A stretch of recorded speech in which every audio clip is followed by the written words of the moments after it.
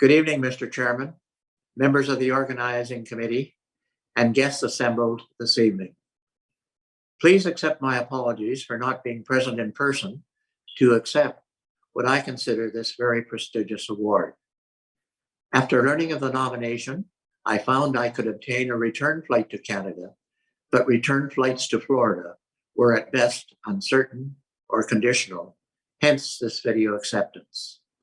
Please do not interpret my absence in any way as diminishing my appreciation of the honor attached to the receipt of the Anthony Roman Award.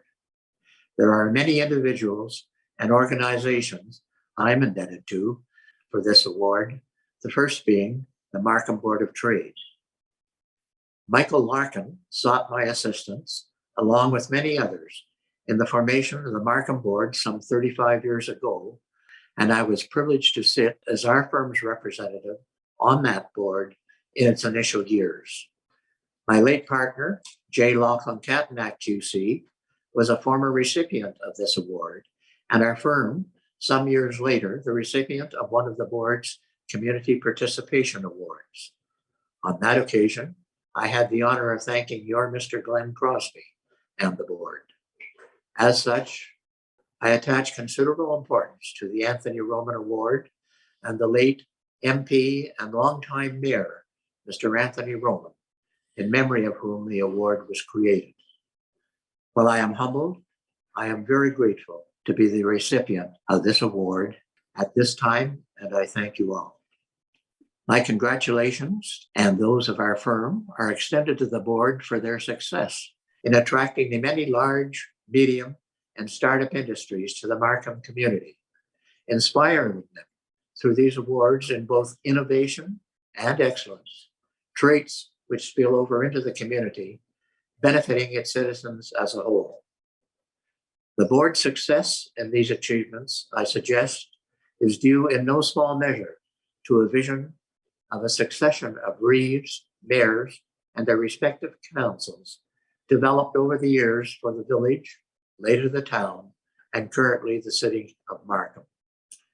Moving to Markham in 1957, where my wife, the late Mary Christine Robb Hindson, was born and raised, I first appeared before the then reeve and later mayor, the late Elma Walker, who in kindness introduced me to many members of the community and encouraged my participation in community activities. Mayor Walker was succeeded by the late MP and Mayor Anthony Roman, who together with his wife Elsie became good friends. Mayor Carol Bell followed. The late MPP and Mayor Donald Cousins and his wife Aileen were both neighbors and good friends. And finally, our current mayor, the Honorable Frank Scarpetti. All of these mayors welcomed me to their chambers and very patiently, some of them may say, often very, very patiently, plead whatever cause my clients had on any given week. There was never a problem when the issue advanced council's vision for Markham, only when that vision or its implementation did not coincide with that of council.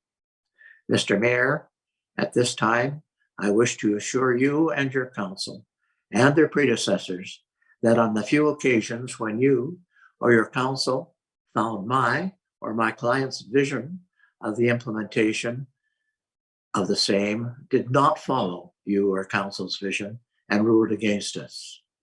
In old age and retirement, I bear neither you or your council or their predecessors any ill will or resentment. In retrospect, I rather admire and appreciate their patient resilience. The mayors and their respective councils, again in my humble opinion, selected their staff wisely. I dealt mostly with the planning department and believe Markham was well served by a succession of planning commissioners, several of whom became chief administrative officer of the city of Markham. The late Joseph Pickard, the late Thomas Januszewski, the late Ronald Bowles, and also Mr. Lorne McCool, Mr. John Levy, and most recently, Mr. Jim Baird. Markham's current chief administrative officer, Andy Taylor, is remembered for his very pleasant manner in negotiating and problem solving in days past when we worked on issues surrounding the Varley Art Gallery. I remember all of these gentlemen with admiration as they planned the infrastructure for roads, sewers, water, and their capacity, the location of schools, churches, and recreation facilities, together with the location of industrial and commercial sites, all with a broad selection of residential housing options. The zeal and skill with which they defended these policies at public meetings, council meetings, and the Ontario Municipal Board is to be commended. The efforts of these gentlemen and their staff of planners has played a significant part in Markham becoming such an attractive community for business, industry, and citizens of all race and creed to work, recreate, and educate their children. Finally, I thank Mayor Scarpitti for his thoughtfulness and kindness in nominating me for this award.